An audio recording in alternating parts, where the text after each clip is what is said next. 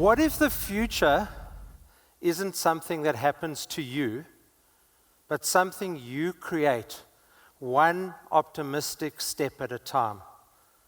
Our theme today is the future unscripted, and that's a perfect theme because it means that we can climb with curiosity, confidence, and courage. You know, I talk about optimism, and the challenge is that in most organizations, when you get an optimistic leader, they're jumping up and down. I can't dance as well as Diane. They're jumping up and down, and the rest of the team are just rolling their eyes back and saying, not again. They say that when leaders get inspiration, the team gets perspiration. And just about that perspiration, in 2013, after doing a series of triathlons, I made this decision to run a marathon. And every time I ran, I got incredible neck pain, and it was discovered that I had 2 blocked arteries. And 2 stents later, I dodged a bullet. I got a second chance, and it reframed my life. It reframed how I think about things because I realized that optimism is not blind positivity. Optimism is a disciplined approach that tomorrow can be better, and you have agency in making it so.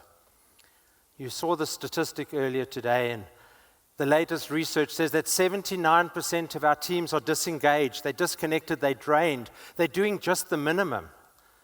And I get calls every week to say, we need inspiration. And I'll challenge that belief. Because you may be thinking that to get your team engaged, to get them focused, and to get them contributing, you need inspiration. But what you actually need is optimism. Optimism is different. Optimism endures. It's not a spark. It's not a Hollywood moment.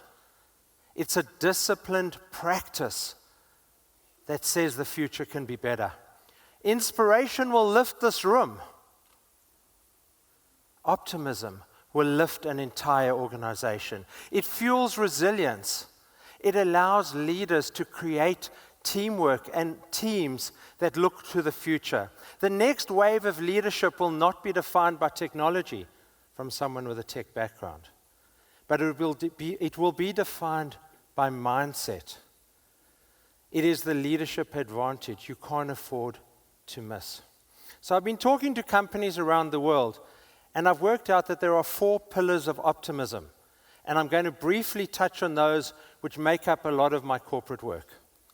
So the first of those is crafting a vision. When you got in your car today, the GPS didn't ask you where you were yesterday. The GPS said, where do you want to go today? Optimism starts with that clarity. Leaders need to define that North Star that the team can buy into. But the question is, how do you get the team to buy into it? And one of the best proponents of that was actually the Spice Girls. And one of their most famous songs went something like this. So tell me what you want, what you really, really want. I'll tell you what I want, what I really, really want. So tell me what you want, what you really, really want. I wanna. That reframes the conversation. That makes the conversation inclusive. It brings everyone together into that conversation. It changes the top-down approach. The second aspect is that often we walk around, the second of those pillars, we walk around the organization and it's like the blind leading the blind. Everyone is blindfolded. Nobody is actually understanding what everyone else in the organization is doing. And we need to open the eyes. We need to open the eyes to communicating together in such a way, something I called communicating in full color. And that is where you become a chameleon and you communicate with people in the way that they want to be communicated with. Because it's great if you've got this vision as a leader. You now have to communicate it to the team around you. Because optimism spreads when people feel the communication. And the third aspect of this is to not throw the baby out with the bathwater. That is because when disruption hits, optimistic leaders ask, what's already working in our organization? Not what isn't working. They ask what is working. They mine the successes. They mine the bright spots. I mean, how many of you have been in meetings that look like that? Okay? Those are what I call BMW meetings. That's not Be My Wife, right? BMW meetings are bitching, moaning, and whining. That's the standard corporate meeting. And we have to change that narrative. We have to change from being bitching, moaning, and whining to looking at the positives, to looking at how do we mine positivity. We look at possibilities, not problems. I don't believe that we have to solve every problem in the world. I think we have to draw a line in the sand and say, that's happened, it's in the past. Look at that GPS. Let's move forward. Let's move forward with those possibilities and not the problems. And the fourth is to take small steps. Many years ago, I had a pilot's license, and the GPSs we used said, go from here to there. They didn't give you any directions. But today, you need to get step-by-step directions. When I was running and training for a marathon, I went to a running coach because I didn't know how to run. I was a state hockey player, played for Western Transvaal in my youth. And I said, I don't know how to run up hills. And he said, get to the top of that hill. And I said, you mad? And he said, no, don't look at the top of the mountain. We do that in business every day. And we say, oh my God, that's too high. Look down at your feet and run up the hill. And eventually, you'll be at the top of the mountain because you've accumulated those small steps.